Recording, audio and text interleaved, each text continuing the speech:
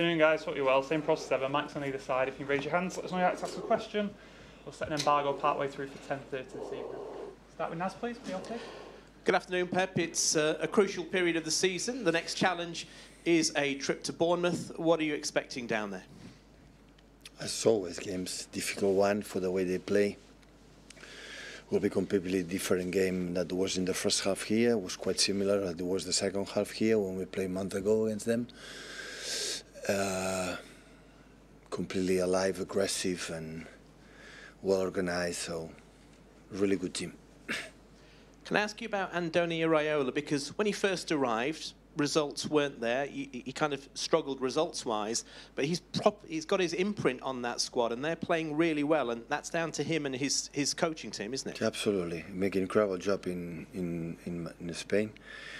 And I think there is a Bournemouth before we play against them, in the second half when we play against them. Since the second half, he changed completely. I think the players understood what we wanted, and they apply really well. They make incredible results, winning 0-3 in Old Trafford, and even losing against the Spurs. They played really well. The last game against Newcastle was amazing. He was there all until the last moment, until 100 minutes. Were there to win the game.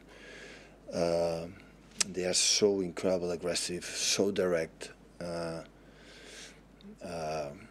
Yeah, really tough game tomorrow. And just finally, I want to ask you about Dominic Solanke. You've got forward players here. Erling Haaland's top of the Premier League scoring sheet. Mo Salah's second. Dominic Solanke's third. He's going to be a real threat for them, isn't he? Absolutely. He's doing really well. Scored a lot of goals in the way they play. Suit perfect for a striker like him. Liverpool keep winning. We know how big March is as a month of all the fixtures for Manchester City. What have you seen within your squad that convinces you that you'll get over the line again? It's tomorrow Bournemouth. No more than our focus on that. Tomorrow Bournemouth and next ones, and so when you have a schedule like these ones and many years playing every 3 days with different competitions, jump from the Premier League, FA Cup, Champions League, and so on. So the best way is thinking Bournemouth, and the rest will come. It's what happen will happen. Sir Jim Ratcliffe has spoken this week since taking charge of Manchester United, or part ownership. He said he wants to knock City off their perch. Are you worried? It's not about worried. I think I'm pretty sure with Sir Jim Ratcliffe and the other people, United is going to make a step forward. I had the feeling that they know exactly what they have to do. Appointment the people as appointment, and his experience in the business world, and make the projects better. But that is normal. It's not United want to get out of where we are. So all the teams want it, and we want to be there. So as much as I'm here, we are here. We will try to be there again. Do you want, because the rivals with City in recent years have been Liverpool and Arsenal, do you want that challenge in the city of Manchester? Do you want the two, would that be the best scenario? Wouldn't the two top clubs in the country, both in Manchester, going for all the titles? What I want is Man City, my team, be there. The rest I don't care. We want to be there. So with Ole and Jose Mourinho, was a period where they're second. I would say no close like I've been Liverpool in many years, but I've been there, and always I expect, always since the right day one, always I expect United being there for the history, tradition, for many things. It didn't happen. I don't know the reason why. They know it, I guess. I don't know, but I guess they know it. And the same, if it's their own business, it's their business. It's not ours. So what we want is to be there for ourselves. Andy? Yeah, hi Pep. Just following on from that, what Sir Jim Ratcliffe said, how flattering is it to hear someone from United saying what he said about Manchester City? It's the truth. You're proud, though, to hear someone from United? As much the teams admit it, they will be closer to us. If they want to deny it for things that they are not the reality, it's their problems, not our problems. So as much they need it, always when I've been below the teams I want to have, always I admire them and said, oh, what do you have to do to be close, to challenge them? This is the real competitive people they want to be. When they want to judge just for I think they will feel comfortable for one day. They will not arrive where we are right now. When we are below, and United were winning, we are watching them. We are admire them. We want to learn of them. In the period of Sir Alex Ferguson, with all the generation from Roy Keane, David Beckham, Gary Neville, all the big players were there. Rio Ferdinand and all the players. I'm pretty sure City were admired. They want to be there. And now we were there. And now we are there. So that's why for this type of comments, I had the feeling that they will be back for that gestures. Okay, thank you. And just on this game then, how is Kevin De Bruyne? Good. It's not injured. It's better. I don't know if it's 100%, but yeah, I think we took a good decisions. Don't take a risk. A part of the result, I know the result will be not good. People will say why Kevin De Bruyne didn't play, but I think we took a decision because he didn't feel comfortable. Just on that, Pep, do you feel that you might have to protect Kevin again this weekend? No, I don't know. I know because I had training at 4. But this week, has he trained fully? But the day after the game did the training. And yesterday was off. He came. He trained for himself. But today we will assess and we will decide. But I'm pretty sure he will travel. And what about Jack Grealish and Josko Gvardiol? Are they any closer to being involved Yeah, this week? I think this week no, but it's closer. Maybe I don't know exactly. I didn't speak with the doctors, but they are closer. Yeah. Maybe the Manchester derby. I don't know. I don't know. If I would know it, I would tell you. I don't know. And just finally, Oscar Bob has obviously got his first Premier League start. He scored in the Premier League, the Champions League as well, breaking into the first team this season. I know the club are looking to extend his contract. What has impressed you specifically about him since he stepped up in that first training session maybe, and how has he grown even this season playing with the first team? Well, everyone wants to see him. So since the day one in the preseason, his speed, his courage, his many things has done really well. Last game playing the position like not his natural position. In the left winger, more comfortable in central position in the right side, but make an effort there against Brentford is so difficult. No matter the position you play. But yeah, we're the light, and hopefully he can stay with us for many years. Embargo for 10:30 this. Pep, with what you said about teams would look to City, it's one thing looking at them at how to be successful. How difficult is it for all the elements of the club to come together to have this success? If you don't have success, the total elements of the club, they are not together. It's impossible. So none don't belong one player, one manager, one everything. Belong to every details has to be in the same path, align all of them. Otherwise, it's more difficult. Especially not difficult for a short period, but for a long period, it's impossible. And does that leadership start from the top? Yeah. Yeah, absolutely. People think about that come from the manager because he's talking here 6 times a week. That is insane. There's no sense, I would say. But anyway, it's what it is. The people believe it's come from here, but come from in choosing the right department, the best people for the same idea. And after that, with the power that they have many clubs, the rest is question of work. Hi, Pep. I saw the other day that this season City have conceded 5 goals from fast breaks, so counter-attacks or false counter-attacks, whatever. And that's more than you've had in previous seasons, and it's ranked 19th in the Premier League, so there's only one team that's conceded more fast breaks than City this season. What we've been saying recently about you've not conceded too many chances, but it's hard to keep clean sheets. And with these amount of goals from fast breaks, why do you think it is that you can be so solid for most of the game, but then there might be an opportunity when a team has a really good chance or a counter-attack that goes straight through the team? So we're talking about when we concede goals? Yeah, when you concede... For a fast break? Yeah, from a fast break. break. For the transitions? Yes. For how many transitions? Well, from fast breaks, which is the stat, there's 5, which is more than you've conceded in recent seasons. Maybe, yeah, maybe we attack a little bit quicker, or maybe it's happened. Yeah, and I remember Newcastle, it's happened. Yeah, I don't know. I didn't think about it, honestly. It's not a particular No. area when you're working on defensive course I stuff. don't. It's not a particular. No, of area. course I don't like the fast breaks and the mega transitions. I don't like it. Yeah, obviously, but sometimes you want to attack quicker, or sometimes. Always, I give credit to the opponents as well, and it's not just about on us. So opponents are really good and make transitions and do it. Always we try to do it, but yeah, I would think about it. I didn't think about it. I suppose if you haven't thought about it, it might be difficult to answer this, but is there an element of there being, like the duels being a part of it? I know Bernardo after the game said that City weren't good enough against Chelsea when it came to the duels and that kind of stuff. Does that contribute to transitions as well? Yeah, when I lied for 45 minutes against Chelsea, yes, but you make in general concept.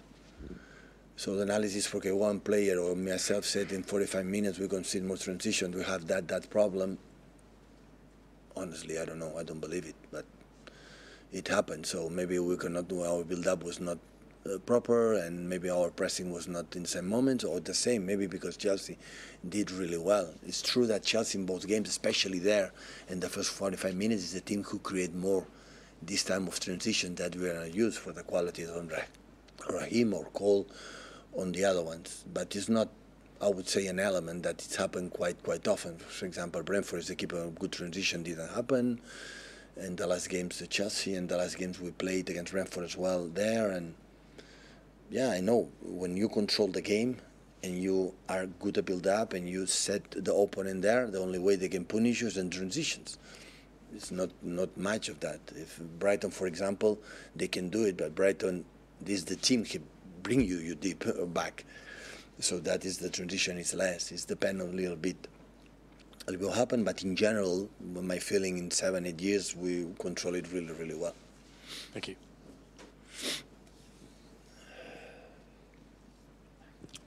Hi, Pep. I think in the last 2 games here, you've had 56 shots on goal and obviously scored 2 goals. Is that an encouraging stat because you're creating so many chances, or is it slightly concerning that you need so many shots to score those goals? I have to score more, yeah. We create 50, I think not on target, but shoots, and in that positions in the last 2 games, so yeah, we should do it more. But important is the same like the goals concede. How many chances we concede? How is the average? And as much you create, unless you concede, you are all the time closer to win the games. Because to do that, you have to play better, you have to defend better. This is an important. I know there are a lot of big data, a lot of movements. I don't pay much attention on that. Don't pay much. But the fact that how many shoots, how many create, we create more than the opponent, we concede less than the opponent. This is a good, I would say, analysis to do it. After we can win, you can lose. But when we create more and you concede less, so you are closer to win the games. Is it something you think about in terms of the title race is so tight, it could be, I guess, it could be goal difference that decides it this year? Yeah, always happen. Yeah, it happened in the past with Liverpool when we won for a small margin, always was a concept. And right now we are below both teams. Yeah. Hi, Pep. Speaking of conceding goals, Edison's been your number 1 for a very long period. And do you think that stability allows you to take a few, change a few more things in defence because you have that stability? Because you've seen a lot of teams looking for a number 1 in recent years and struggling to find it. And do you think Edison at the moment is, at the peak of his powers? It's not necessary to say how important Eddie has been all this period with us.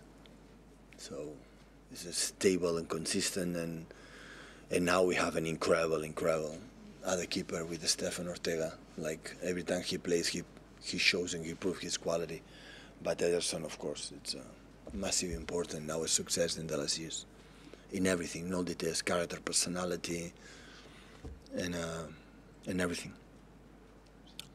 Pat, just talking about you, people admiring other teams or admiring other clubs, how important do you think it's been for you staying at the top for so long to kind of look at what others are doing and taking where you can? The most important thing. It's the proof we're doing. So the most difficult in the sport is that people believe you have to win and win. And the second, for a long, long time being there. That cannot deny it. So we have been there, still we are there. So still we are there after what happened in 7-8 years. So few clubs can do it. Few clubs can do it. And we are there. That's why it's the biggest title, prize, and everything. And the biggest contenders, they know it, how difficult it is. And outside of football, are there any other sports or any other sort of pastimes that you look to for influence? Yeah, incredible athletes. Federer, Djokovic, Nadal. The biggest dynasties in NBA. It's not easy in NBA have a team like maybe Chicago Bulls from Jordan, but I'm not compared with that.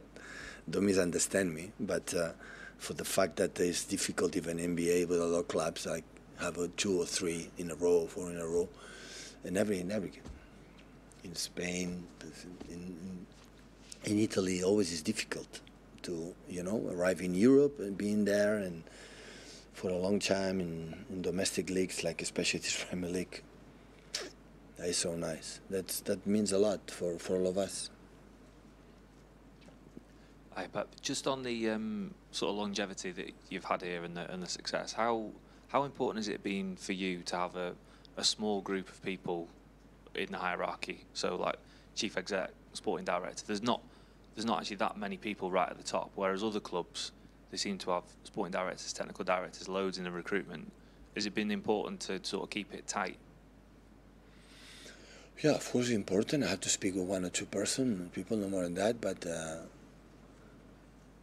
underneath or below, I don't know, from CEO, they have important people. And Chiqui Sport Director have underneath or below him important people. In the academy, there are important people.